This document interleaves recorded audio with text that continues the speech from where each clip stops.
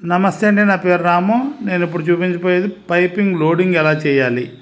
కొత్త వారికి మంచి టిప్ అండి ఇది. నచ్చితే లైక్ చేయండి, షేర్ చేయండి, సబ్స్క్రైబ్ చేయండి, బెల్ ఐకాన్ నొక్కండి, కామెంట్ పెట్టండి. నడండి వీడియో చూద్దాం. 1 ఇంచ్ వెడల్పున క్రాస్లో ముక్కు తీసుకోండి.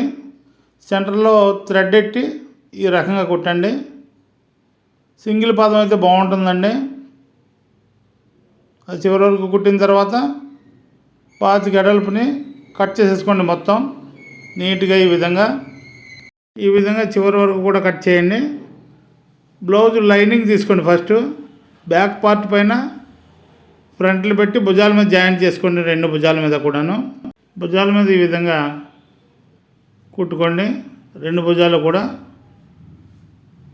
నీట్గా కుట్టుకుని సమానంగా ఖర్చుని బ్యాక్ వైపుకి పెట్టేసుకోండి. పైపింగ్ కోసం క్లాత్ కుట్టాం కదండి, దాన్ని మెడ చుట్టూ ఈ విధంగా కుట్టుకోండి.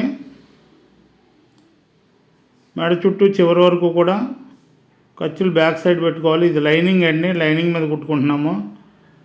మెడ ఏదైతే ఉందో దానికి చుట్టూ కూడా నీట్గా సమానంగా ఈ విధంగా చివరి వరకు కూడా కుట్టేసుకోండి. తర్వాత తీసి పక్కన పెట్టుకోండి.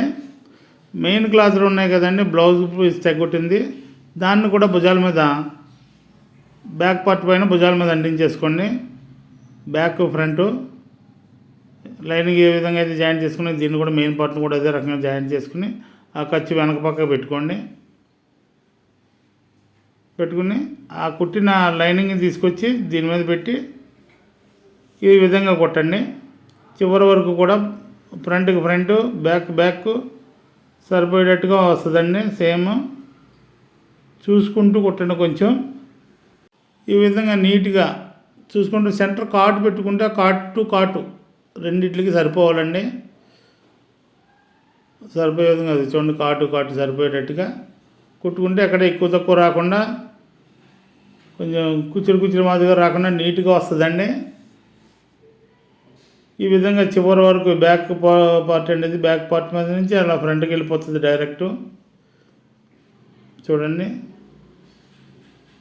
సమానంగా కుట్టుకోవాలని అంతా కూడా నీట్గా అదే విధంగా వస్తుంది. చూడండి, చివరి వరకు కుట్టేసుకున్న తర్వాత ఆ రౌండ్ షేపుల దగ్గర కొంచెం కాట్లు పెట్టుకోండి ఈ విధంగా. ఎందుకంటే మెడ కొంచెం నీట్గా తిరుగుతుందండి, రౌండ్ నీట్గా కనిపిస్తుంది, మీకు తెలియదు ఏం కాదు. ఈ విధంగా కట్ చేసుకున్న తర్వాత ఆ లైనింగ్ని పైకి అలా పెట్టుకుని పైపింగ్ లైనింగ్ మీద స్టిచ్ చేసుకోండి. చివరి వరకు మొత్తం చివరి వరకు కూడా ఆ విధంగా వచ్చేయండి. చూడండి, అంతా కూడా ఖర్చు అంతా కూడా లైనింగ్ వైపుకి పెట్టుకోవాలండి. ఈ విధంగా చివరి వరకు కుట్టేయాలి. కొంచెం గోడుతో గీరుకుంటే చాలా అందంగా అది చూడండి కనిపిస్తుంది నీట్గాను. ఐరన్ ఉంటే ఐరన్ అయినా చేసుకోవచ్చు. చూడండి, అదిగోండి ఆ పక్కన కూడా అసలు ఖర్చు అన్నది కనిపిస్తుంది. నీట్గా చాలా సమానంగా వస్తుందండి పైపింగ్ అంతా కూడా.